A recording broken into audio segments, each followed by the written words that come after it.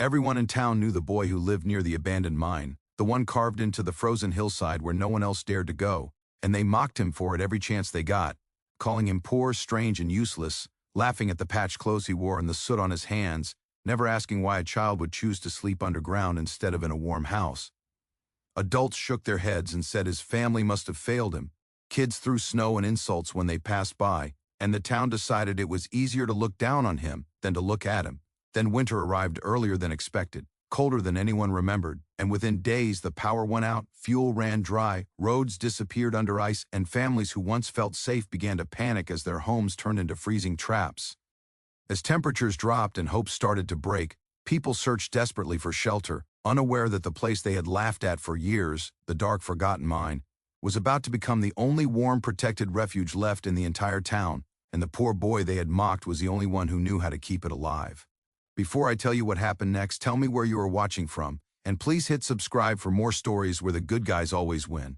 Everyone in town knew the boy who lived near the abandoned mine, the one carved into the frozen hillside at the far edge of the valley where no sensible person ever went, and they mocked him for it every chance they got because it was easier to laugh than to wonder how a child ended up there alone. They called him poor, strange, and broken, whispered that something must be wrong with him, and laughed at the patched coat he wore year after year, never noticing that it was always clean or that it always held together. Just enough to survive another winter. When he walked through town to trade scraps of metal or bits of firewood, people stared as if he didn't belong among them, and when he passed, the conversations resumed as though he had never existed at all. The children were cruel in the careless way only children can be, throwing snow at his boots and daring each other to touch his coat, joking that he smelled like stone and smoke. Adults pretended not to hear, telling themselves it wasn't their problem and that the boy's situation must be the result of bad choices made by people long gone. No one ever asked him his name, and no one ever asked why he lived beneath the earth instead of beneath a roof. The town decided long ago that the mine was dangerous, cursed, and best forgotten, and anyone connected to it was treated the same way. As autumn faded, the air grew sharper, and the first frost settled over the fields earlier than usual, but the town carried on, confident in heaters, fuel delivery, and the promise that winter would behave as it always had before. The boy noticed the signs others ignored, the way the wind shifted and stayed, the way the ground hardened too quickly, and the way the birds vanished weeks ahead of schedule.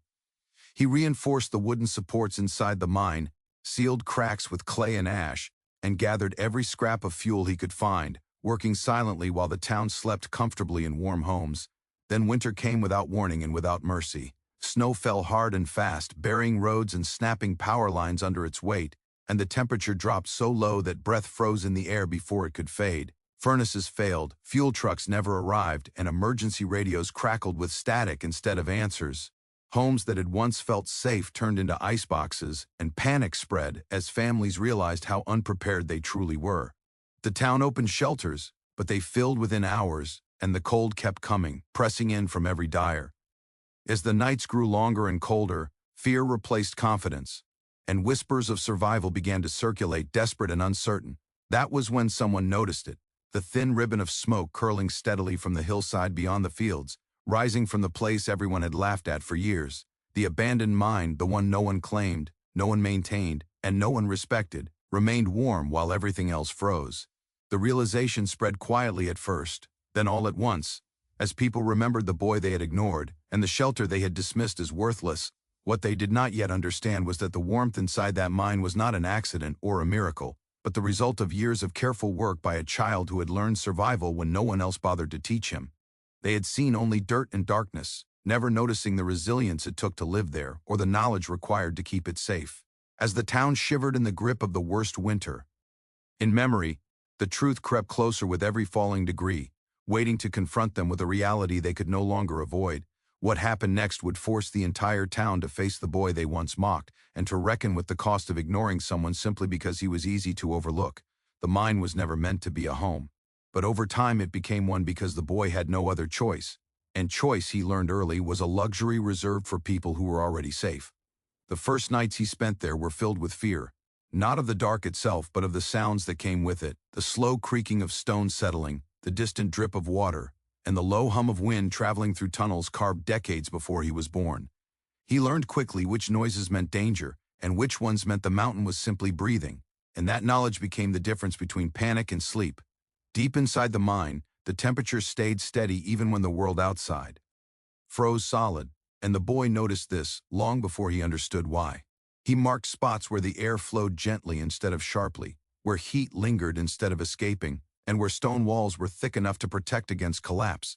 With scraps of wood scavenged from abandoned sheds and broken fences, he built simple barriers to redirect air, turning cold drafts away from his sleeping area.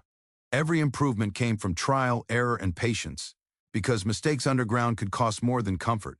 Food was never plentiful, but it was predictable, and predictability meant survival. He trapped small animals near the entrance, gathered roots and hardy plants during warmer months, and traded metal scraps pulled from old mine carts for bread or dried beans when townspeople were willing to look past their discomfort long enough to bargain. He cooked carefully, keeping fires small and controlled, feeding them slowly so smoke stayed low and invisible from a distance. Over time, the fire became his constant companion, a quiet circle of warmth that never went out, even when storms raged above. Loneliness pressed heavier than the stone walls, especially during long winter nights when daylight barely reached the mine's entrance. The boy spoke aloud sometimes, not because he expected an answer, but because silence could feel like it was closing in. He memorized stories he overheard in town and retold them to himself, reshaping endings, imagining kinder outcomes. In those moments, the mine was not just shelter, but a place where he could exist without being judged or chased away. The boy treated the mine with respect, understanding that survival depended on cooperation rather than conquest. He cleaned debris, reinforced weak beams, and avoided areas that felt unstable, even when curiosity tempted him deeper. He learned how moisture behaved underground, how it could rot wood or loosen stone if ignored, and he adjusted constantly, adapting to the slow changes others would never notice. Each season left its mark, and he remembered every lesson because forgetting even one could be fatal. Above ground, the town continued its routines, unaware of the quiet expertise forming beneath their feet. They saw only a poor child in a dangerous place, never connecting the two, never imagining that resilience could grow in isolation. The boy never waited for rescue or kindness, because waiting was wasted energy, and energy was something he could not afford to lose. Instead, he focused on what he could control, turning an abandoned mine into a refuge through discipline, observation, and determination. By the time winter tightened its grip on the valley, the mine was no longer just a hiding place, but a carefully balanced system designed to endure. The boy did not know the town would soon need it, but he understood that preparation mattered more than hope.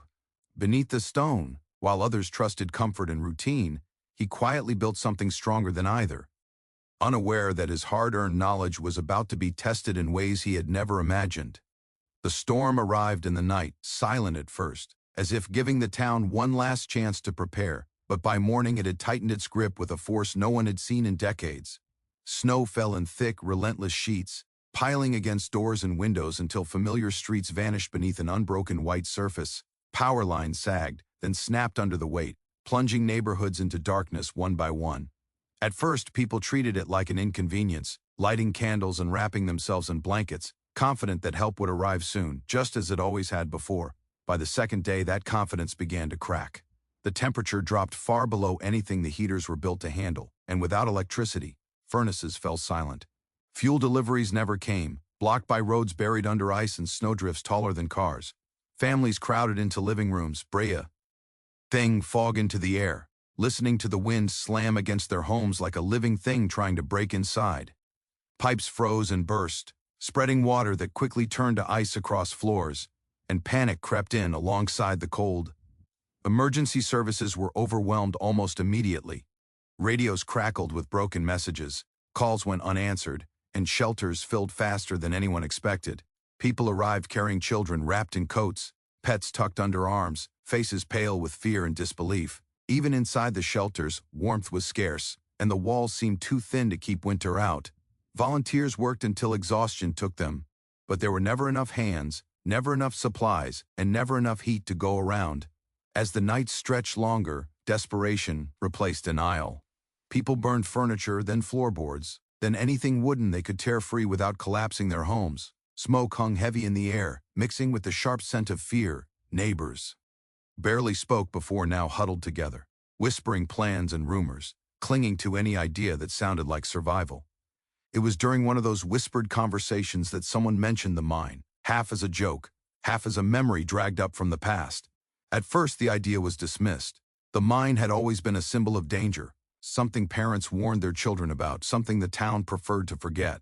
But as the cold tightened its hold and options disappeared, the thought returned again and again. People remembered how snow never seemed to linger near its entrance, how steam sometimes rose faintly from the hillside even on the coldest days. Someone recalled seeing a thin trail of smoke there, steady and controlled, long before the storm ever came. The realization spread slowly, then all at once, moving from house to house and shelter to shelter like a spark catching dry wood. The abandoned mine, the place everyone had laughed at and warned against, was still warm. While homes failed and systems collapsed, the earth itself provided shelter. With that realization came another, heavier one, because the mine was not empty. The boy lived there, the same boy they had mocked, ignored, and pushed aside for years. Shame settled quietly alongside fear as people connected the pieces. While they trusted modern comforts and routines, a child had been preparing for exactly this kind of winter, learning from the land instead of assuming it would behave. The thought that he might be the reason the mine was safe, warm, and usable made many uncomfortable. But discomfort mattered less than survival now. Pride shrank quickly when faced with frozen nights and crying children. As the storm showed no sign of breaking, the town reached an unspoken understanding. The answers they needed were no longer in emergency broadcasts or rescue promises that never came. They were buried in the hillside, in the place they had dismissed for years, and whether they were ready to admit it or not, their survival now depended on a boy they had never believed was worth listening to. The first people who made the walk to the mine did so quietly, leaving before dawn so fewer neighbors would see them, their pride bruised as badly as their frozen hands. Snow crunched beneath their boots as they followed the narrow path toward the hillside, each step heavier than the last, not from the cold alone, but from the weight of memory. They remembered laughing. They remembered looking away. They remembered telling themselves it was not their responsibility. Now, with the wind cutting through their coats and their homes unlivable, those excuses felt thin and useless. As they approached the mine, they were surprised by what they saw. The entrance was clear of heavy snow, the stone around it dark and damp instead of white and frozen. A faint warmth seemed to radiate outward, subtle but unmistakable, and a thin stream of smoke drifted upward, controlled and steady, not the parade blaze of someone burning recklessly to survive. It was evidence of care, of knowledge, of someone who understood this place far better than any of them ever had. They hesitated at the entrance, unsure of how to announce themselves, unsure of whether they were even welcome. For years, the mine had been treated as forbidden, dangerous, something to avoid, and now they stood at its threshold, hoping it would save them. One man finally cleared his throat and called out, his voice echoing awkwardly against the stone. There was a pause that felt longer than it was, long enough for doubt to creep in, long enough for regret to sharpen. Then the boy appeared. He stood just inside the entrance, framed by warm light and stone walls, his face calm but guarded, his eyes alert in a way that came from experience rather than fear. He did not look surprised to see them, as if he had known this moment would come long before the storm ever arrived. For a brief second, no one spoke. The people who had once towered over him now struggled to meet his gaze, unsure of what to say or how to begin. The apologies came slowly, tangled and awkward, mixed with explanations no one had asked for. They spoke of the cold, of the children, of the power outage, of how bad things had become, as if he did not already know. The boy listened without interrupting, his expression steady, his posture relaxed but ready, the way someone stands who understands responsibility. When they finally asked if they could come inside, their voices were small, stripped of authority and certainty. He did not answer right away. Instead, he looked past them at the snow-covered valley, at the town that had ignored him for so long, now quiet and vulnerable beneath the storm. In that moment, he held more power than anyone in that town ever had, not because he demanded it, but because survival had placed it in his hands. The people waiting at the entrance felt that truth settle heavily between them. At last, the boy stepped aside and gestured them in, not with triumph or bitterness, but with a calm sense of necessity. Inside, the air was warm and dry, the fire carefully contained, the space organized with intention rather than chaos. It was nothing like the dark, dangerous hole they had imagined. It was a shelter, built patiently over time by someone who had learned to depend on himself. Word spread quickly after that. More people came, this time without trying to hide their faces. carrying what supplies they could salvage, leading children by the hand. Each arrival was another quiet admission of how wrong they had been. The boy guided them without judgment, showing them where to sit, where to rest, and what rules had to be followed to keep everyone safe. Those rules were not shouted or enforced with anger, but explained with the authority of someone who understood the consequences of ignoring them. As the mind filled with people, warmth, and quiet voices, something shifted. The laughter that once followed the boy through town was replaced by gratitude and shame, spoken softly in the firelight. The door they had once laughed at was now the only thing standing between them and the cold, and the child they had dismissed had become the one holding it open. By the third day inside the mine, the chaos that had followed the first arrivals began to settle into something quieter and more deliberate, guided almost entirely by the boy who had lived there alone for so long. He moved through the space with calm certainty, adjusting barriers, checking airflow, and rationing fuel with the care of someone who understood that survival depended on balance rather than comfort. Adults who once dismissed him now watched closely, listening to every instruction, because it had become painfully clear that he knew this place better than anyone else ever could. He organized the mine into sections, assigning resting areas where heat collected naturally and setting strict limits on how many people could get in one place at a time. Fires were kept small and controlled, fed slowly to prevent smoke buildup and preserve fuel. He explained why shouting was dangerous, why panic wasted oxygen and energy, and why cooperation mattered more than individual fear. His voice never rose, but it carried authority, earned through experience rather than age. At first, some struggled to follow his rules, driven by exhaustion and fear, but consequences came quickly and quietly. A blocked airflow caused coughing until he corrected it. A fire fed too eagerly filled a tunnel with smoke, forcing everyone to move until he restored balance. Each lesson reinforced the same truth: this shelter worked because it was respected. Slowly, resistance faded, replaced by trust. Children adapted fastest, sensing safety in the steady warmth and the boy's calm presence. He showed them how to stay close to walls where the air was warmer, how to share blankets efficiently, and how to listen for the signals he used to guide. Movement. Parents watched with a mix of gratitude and regret as their children followed instructions from someone they had once warned them to avoid. Days passed, and the storm above showed no mercy. Snow continued to fall, and rescue efforts remained stalled by impassable roads. Inside the mine, however, life stabilized. Meals were shared carefully, stories were exchanged in hushed voices, and for the first time since the storm began, people slept without fear of not waking up. The mine became more than shelter. It became a community shaped by necessity and humility. The boy never claimed credit, never reminded anyone of how they had treated him before. When thanked, he nodded and moved on to the next task, as if survival itself was thanks enough. But the adults noticed the cost of his composure. They saw how little he rested, how often he checked supports and fires before allowing himself to sit. They realized that this responsibility was not new to him, that he had carried it alone for years without recognition or help. One night, as the firelight flickered against the stone walls, an older man quietly apologized, not with excuses but with honesty. He spoke of the laughter, the silence, and the choices made out of convenience instead of compassion. Others followed, each apology soft and imperfect, offered without expectation of forgiveness. The boy listened, his expression unreadable, and when they finished, he simply said that what mattered now was keeping everyone alive. It was not absolution, but it was not rejection either. As the days stretched on, the town's survival became undeniable proof of the boy's quiet expertise. People began to understand that strength did not always announce itself loudly or wear authority openly. Sometimes it lived underground, unnoticed, until the world above failed. The boy who had been mocked as poor and useless had become the foundation holding everyone together, not through force or resentment, but through knowledge, disciple, and resilience. When supplies ran low, he taught others what he knew: how to watch the air, how to conserve heat, how to read the stone and listen to the mine. He shared responsibility deliberately, ensuring the system would endure even if he could not watch everything himself. In doing so, he turned survival into something shared rather than something hoarded.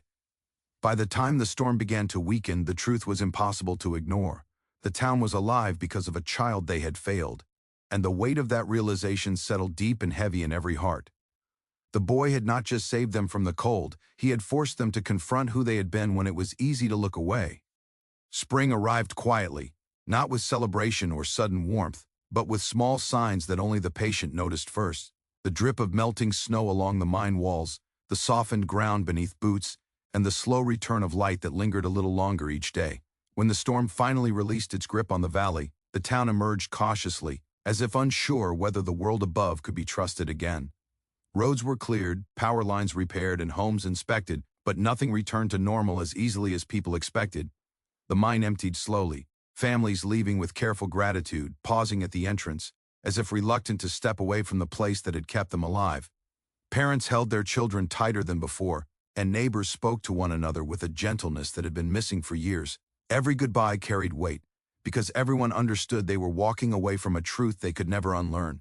They had survived not because of planning, authority, or comfort, but because of a boy they once chose not to see. When the last of the townspeople returned to their homes, the boy remained at the mine entrance, watching them go with the same quiet expression he had worn throughout the winter. He did not follow them into town, nor did he ask what would happen next, because life had taught him not to expect promises to be kept. But the town, changed by the winter, did not forget him the way it once had. Within days, people returned, not with desperation this time, but with purpose. Supplies arrived first: blankets, proper food, tools, and clean water, offered without pity and without spectacle. Then came workers who reinforced the mine safely and legally, ensuring it would never again be dismissed as a dangerous hole in the ground. A small house was rebuilt near the hillside, sturdy and warm, placed where the boy could still feel the earth that had protected him for so long. Meetings were held, not to argue or assign blame, but to acknowledge what had happened and why it mattered. Adults spoke openly about how easy it had been to ignore someone who did not fit neatly into their lives. They admitted that convenience had blinded them, and that the cost of that blindness had nearly been fatal. No one tried to rewrite the past or pretend kindness had always existed where it had not. The boy was invited to speak, but he declined, not out of bitterness, but because words had never been how he survived. Instead, he continued teaching those who wanted to learn, explaining how the mine worked, how the land warned of change, and how preparation mattered more than assumption. This time, people listened without hesitation. Children who once mocked him now walked beside him, asking questions, eager to understand the place that had saved their families. Parents watched those interactions with a mixture of pride and humility, knowing their children were learning a lesson far greater than any taught in a classroom. Respect replaced fear, and understanding replaced judgment, not overnight but steadily. As months passed, the town changed in subtle but lasting ways. People checked on one another more often. Warnings were taken seriously. Those who struggled were noticed sooner. The mine was no longer spoken of with disdain or superstition, but with gratitude and care. It became a reminder, carved into the hillside, of what happens when survival is left to one person because everyone else looked away. The boy never became a hero in the way stories usually tell it. There were no statues, no grand ceremonies, and no attempt to turn his life into a symbol. Instead, he became something far more important. He became proof that strength can exist quietly, that wisdom can come from hardship, and that ignoring someone does not make their value disappear. When the next winter came, the town was ready, not just with supplies and plans, but with awareness. They knew now that survival depended on community, humility, and listening to voices that were easy to dismiss. And, beneath the frozen hillside, the mine stood steady and warm, no longer a place of exile, but a shared memory of the winter that changed everything, and of the boy who ensured that everyone lived long enough to learn from it.